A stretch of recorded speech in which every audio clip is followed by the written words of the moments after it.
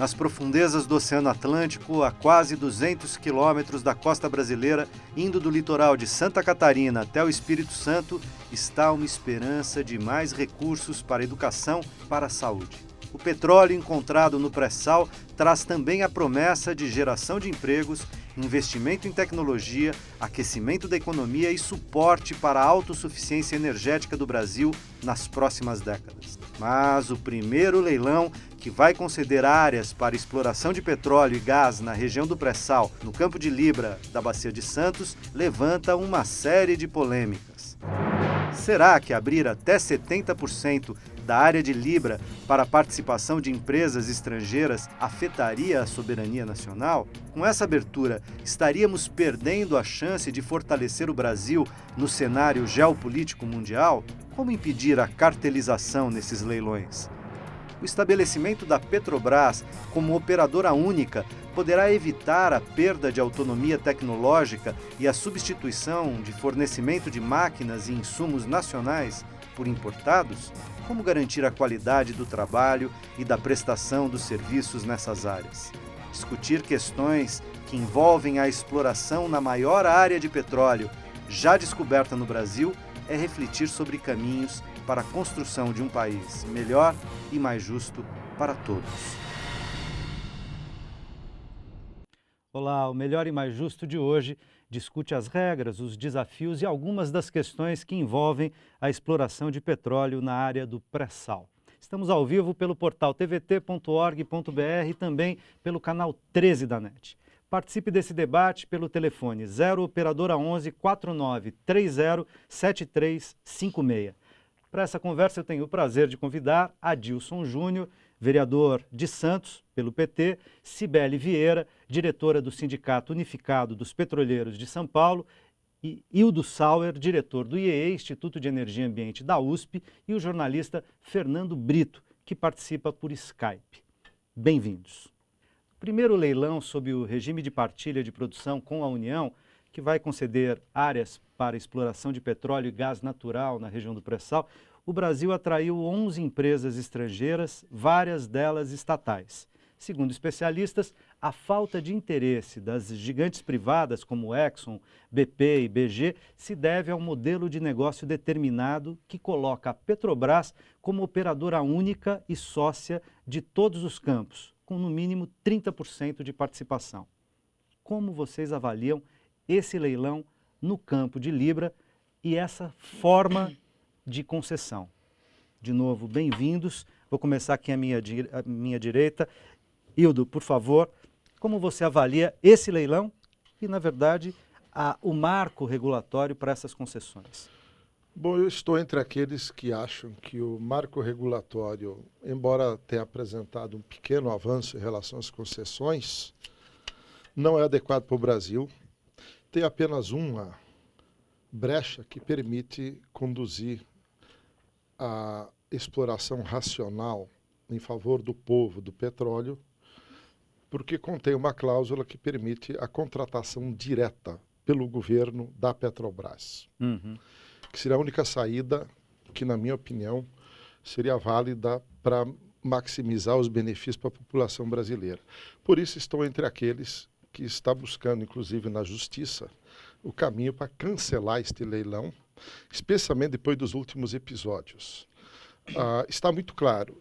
Os últimos episódios, você se refere? Eu me refiro, inclusive, à espionagem da Presidência da República e à espionagem da própria Petrobras, que estão vinculados a uma guerra geopolítica que está em curso, onde estão, de um lado, Estados Unidos e a China, e, de outro lado, a OPEP e a Rússia, que são os grandes produtores mundiais de petróleo.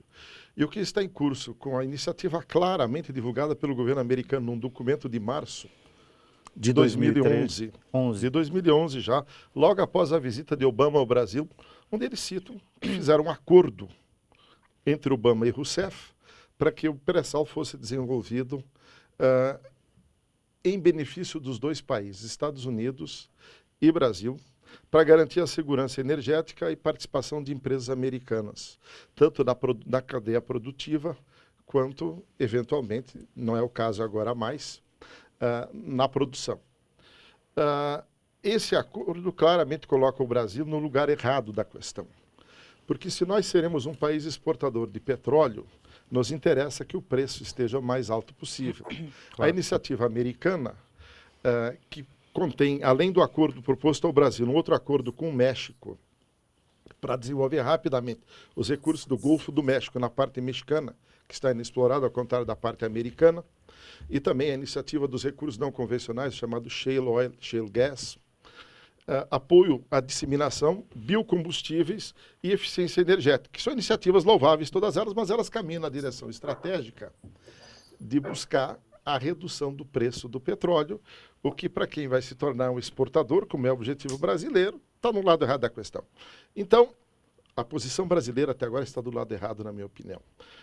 Nós devíamos nos aliar para essa situação à OPEP e à Rússia, que são os grandes exportadores, para controlar o ritmo de produção e assim manter o preço mais elevado. Essa é a grande questão, a inicial. A outra é que eu acho Mas espera, a outra, você entra daqui a pouco para todos falarem nesse bloco. Muito bem. Adilson, bem-vindo. Como é que você vê na condição de parlamentar, está ali em Santos, onde uma região de mar e onde há também o pré-sal? Eu queria agradecer aqui o convite, uma alegria participar do programa, em especial com as pessoas que estão na bancada conosco, né? Isso é uma coisa importante. Toda essa evolução da Petrobras, ou seja, que vem de tempos na aplicabilidade na questão de você fomentar a pesquisa, né? Em especial na questão do petróleo e do pré-sal, na Baixada Santista também teve toda essa expectativa, né? Tanto é que a Petrobras, nesse momento, está numa posição estratégica da cidade, construindo torres, ou seja, que a partir de lá controlará, né, e fará toda a sua gestão, como já vem fazendo com um escritório em Santos, que controla toda essa bacia de Santos, né, da questão. Então, isso, sem dúvida alguma, gera uma expectativa bastante grande, seja no campo universitário, em especial nos celeiros das universidades, com novos cursos para esse fim, não é? E também com expectativa de geração de emprego. De geração de emprego, sem dúvida alguma, né?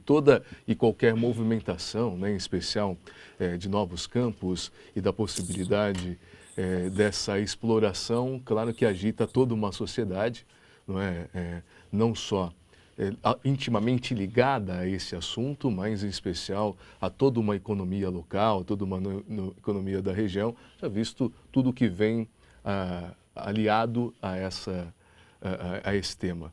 Não é? Então, é importante que a gente diga isso também, o quanto isso está aliado na sociedade. Né? Mas eu vejo como uma estratégia do governo, acho que a presidenta Dilma foi bastante feliz com essa frustração em especial, que talvez possa ter outras questões ligadas a essa não participação, não é? Em especial no campo, de empresas que poderiam participar e que, porventura, não participaram, só as estatais que participaram nesse momento. Né? Mas essa estratégia de ela tomar, então, agora para si o gerenciamento, né? E poder, de alguma forma, ser a articuladora principal desse assunto, e mais do que isso, de poder nós termos no modelo de partilha e não de concessão, ou seja, se assim for feito, o domínio da Petrobras sobre os 30% é extremamente saudável, pelo menos eu vejo assim. Vamos ver o que o Fernando, que está por Skype conosco, pensa dessa questão. Turto, primeiro eu quero pedir licença a você e aos outros debatedores para dar uma notícia, que é muito boa e tem grande ligação com o tema. A agência Reuters acaba de divulgar que fontes consultadas pela agência confirmaram a existência em Sergipe de pelo menos um depósito de 1 bilhão de barris localizado na bacia Sergipe-Alagoas, especificamente no bloco número 11, e isso vem confirmar o que já se esperava com os últimos resultados, que existe uma acumulação de petróleo de grandes dimensões naquela bacia e, felizmente, o processo danoso de concessões do Fernando Henrique Cardoso não nos retirou o controle da maioria daquela bacia. Petrobras explora essa área de número 11 junto com uma companhia indiana, mas tem ao lado a área de número 10, onde também foram registradas descobertas, que é exclusivamente 100% da Petrobras, e vai dar ao Brasil e ao Nordeste uma capacidade de produção de petróleo que vai ser extremamente positiva. Eu queria falar sobre o que disse o professor Hildo. É claro que todos nós que somos nacionalistas, que vimos defendendo ideias que há meio século se incorporaram na campanha do petróleo é nosso, consideramos que o modelo ideal de produção é o modelo que existia antes do Fernando Henrique Cardoso quebrar o monopólio estatal de petróleo. É isso que nós desejamos. E é verdade também que a cláusula que permite, no regime de partilha, que as concessões sejam entregues diretamente à Petrobras por contrato, elas são a melhor das salvaguardas quanto a áreas estratégicas do nosso pré-sal e que não são só Libra. Nós temos que lembrar que existem outras acumulações.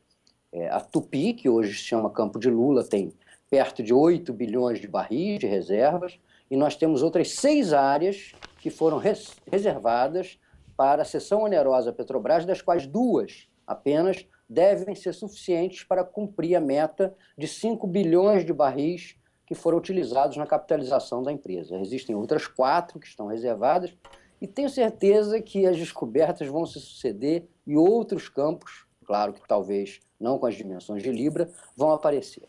O problema é, nós desejamos que esse petróleo seja nosso. Nós precisamos que esse petróleo seja retirado. A Petrobras tem hoje um programa de investimentos que soma, e nos próximos 5 anos, inclusive este de 2013, alguma coisa em torno de 280 bilhões de dólares. É uma quantia extremamente grande de dinheiro, da qual pelo menos a metade, ou quase a metade, está sendo reservada para a área de exploração e produção. Nessa área de exploração e produção, somente as áreas de cessão onerosa, que a Petrobras tem obrigações contratuais com o governo brasileiro de explorar dentro de um prazo e em determinados volumes, consomem 25% do investimento de exploração e produção de petróleo. Então, o dilema da Petrobras é hoje onde e como conseguir recursos para essa exploração que muitos calculam que vai atingir alguma coisa em torno de 80. Eu sei que o professor vai discordar, claro. Eu sei que o professor vai discordar. Eu gosto do professor que ele gosta de pensar grande. Ele está vendo solução na China até para o nosso metrô aqui. Fernando, mas eu quero ouvir a divergência que o Hildo já está balançando a cabeça, mas antes disso quero colocar a Cibele na conversa. Cibele, e do ponto de vista do Sindipetro, como é que vocês se posicionam em relação à questão das concessões dos leilões? Eu queria já me somar aqui ao Hildo, que na nossa visão deveria cancelar esse leilão, usar o que está na lei, de passar a Libra exclusivamente para a exploração da Petrobras. Em relação a quem tem dúvida se a Petrobras tem condições ou não de explorar sozinha a Libra, a própria presidenta da Petrobras falou numa audiência pública... A Graça Foster. Falou numa audiência pública recentemente que teria condições, que o problema é arcar com os 15 bilhões que está sendo exigido pela União. Então, se não tiver a necessidade desses 15 bilhões agora e que não teria condições desses 15 bilhões nesse ano e no ano seguinte, daqui para frente, a previsão é que daqui a uns 3 anos a Petrobras melhora a condição de caixa dela. E só então ela daí ela teria condições... Sim, ela não está falando dos investimentos, veja só, ela está falando dos 15 bilhões né, do leilão. Se não precisar dos 15 bilhões na íntegra do leilão, teria condições de explorar a Libra, a Petrobras sozinha. Hildo. Então... Bom, eu concordo com o que a Cibele disse, pelo simples fato de que o ônus está com a Petrobras, que é a operadora. Nós não estamos leiloando só 8, 12 ou até 15 bilhões de barris. Aliás, sim, ninguém no mundo vende uma fazenda cheia de bois sem contar os bois. Nós estamos leiloando o Campo de Libra sem saber. Isso se faz a um custo muito baixo. 1 ou 2 poços adicionais ao custo de 50, 60 milhões de dólares cada um, permitiria saber exatamente certificar quantos bilhões de barris tem lá. Quando você coloca em leilão algo, tendo uma exigência dessas, 15 bilhões não é nada para o que tem em Libra, mas mesmo assim é um problema, porque o governo descapitalizou a Petrobras ao fazê-la importar combustíveis e vendê-los abaixo do preço de custo. Então nós colocamos de joelhos a Petrobras ao longo dos últimos 3 anos, e agora vamos leiloar não só o campo de Libra, mas também toda a trajetória tecnológica da Petrobras que está em jogo. A empresa mais habilitada para gerenciar e organizar a produção de campos ultraprofundos no mundo é a Petrobras. Então o que está em leilão são 2 coisas. Qual é o aporte do sócio? Só trazer dinheiro.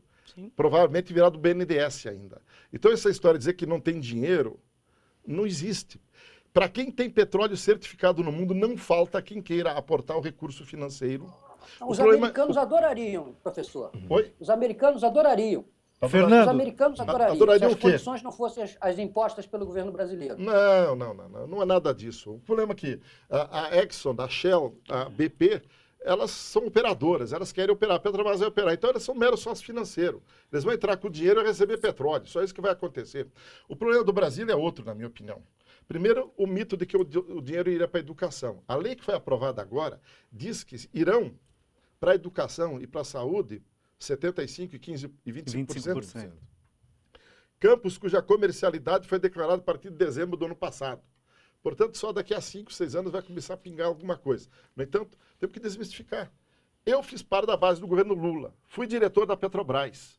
No entanto, não posso deixar de reconhecer que o governo Lula leiloou muito mais área e blocos do que o governo Fernando Henrique e exerceu a plenitude durante 8 anos, tanto que só assinou a lei da partilha, que é um pequeno avanço, no último dia de governo, nos últimos dias.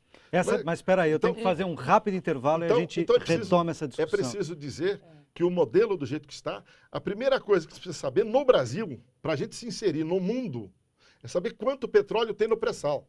Isso custa 60 bilhões de dólares cada poço, fazendo 100 poços, 6 bilhões de dólares. A gente sabe quanto petróleo tem. Sem saber quanto petróleo tem, não se pode fazer uma estratégia de Estado, de país e de sociedade com um projeto de longo prazo. E de precificação. Ficar leiloando aos poucos é ou ingenuidade ou incompetência. Nós vamos fazer um rápido intervalo e daqui a pouco a gente volta com esse debate que vocês já viram, é polêmico.